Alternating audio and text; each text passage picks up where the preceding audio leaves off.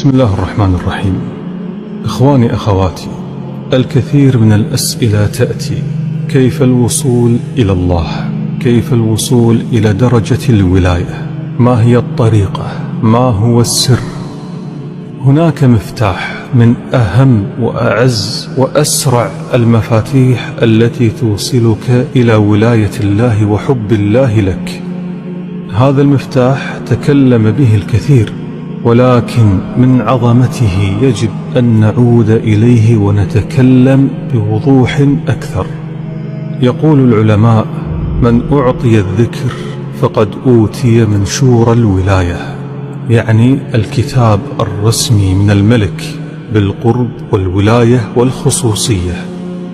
حديثان وآية، اجعلهما شعارا ووساما على صدرك ونورا في قلبك، لا تنساهم أبدا، اجعلهما نصب عينيك في كل حياتك. الحديث الأول عن أبي هريرة رضي الله عنه عن النبي صلى الله عليه وسلم قال: إن الله عز وجل يقول: أنا مع عبدي ما ذكرني وتحركت بي شفتاه. مرة أخرى يقول الله عز وجل: أنا مع عبدي ما ذكرني وتحركت بي شفتاه. صححه الألباني. الحديث الثاني عن أبي هريرة رضي الله عنه أن رسول الله صلى الله عليه وسلم قال: يقول الله تعالى: أنا عند ظن عبدي بي وأنا معه إذا ذكرني. لاحظوا يا إخوة يا أخوات: وأنا معه إذا ذكرني. الحديث الذي قبله: وأنا معه ما تحركت بي شفتاه. انظروا إلى قوة الذكر. الله أكبر. نكمل الحديث: فإن ذكرني في نفسه ذكرته في نفسي، وإن ذكرني في ملأ ذكرته في ملأ خير منهم. حديث متفق عليه في أعلى مراتب الصحة.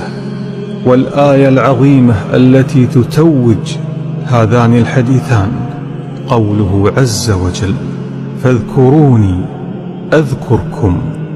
آية صريحة واضحة وضوح الشمس أن الذي يذكر الله فإن الله يذكره، وأن الله معه. لذلك اجعل من أهم أهدافك في الحياة أن تكون مكثرا لذكر الله.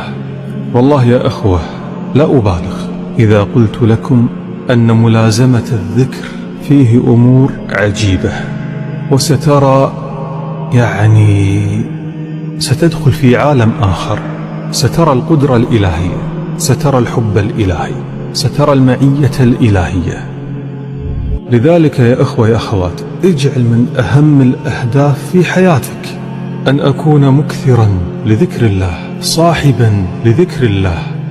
اجعله مشروعك الأساسي الأول. والله العظيم كنز وقوة، أقسم بالله. وأنا أمشي أذكر، وإذا جلست أكون ذاكرا، وإذا نمت. الذين يذكرون الله قياما وقعودا وعلى جنوبهم. الله امتدح هذه الصفة، يعني الله يحبهم. والآية والأحاديث التي ذكرتها سابقا واضحة يا أخوة يا أخوات، تؤكد هذا المعنى. العلماء استفاضوا وفاضوا وأثروا وأبدعوا في سرد فوائد الذكر، أن فيها نورا للوجه ونورا للقلب وانشراحا للصدر وتوفيق وحبا من الرب وطردا للشيطان يعني لو عددنا فوائد الذكر ما ننتهي. قوله تعالى: الله يا إخوة امتدح الذاكرين الله كثيرا، بين قوسين كثيرا، الذاكرين الله كثيرا والذاكرات أعد الله لهم مغفرة وأجرا عظيما. لاحظوا الله قال عظيما. الحديث الذي ذكره البخاري: مثل الذي يذكر ربه والذي لا يذكر ربه مثل الحي والميت. فيا إخوة، على قدر ذكرك لله على قدر ما تأتيك الحياة. إذا كنت مدمنا لذكر الله فأبشر بالطمأنينة.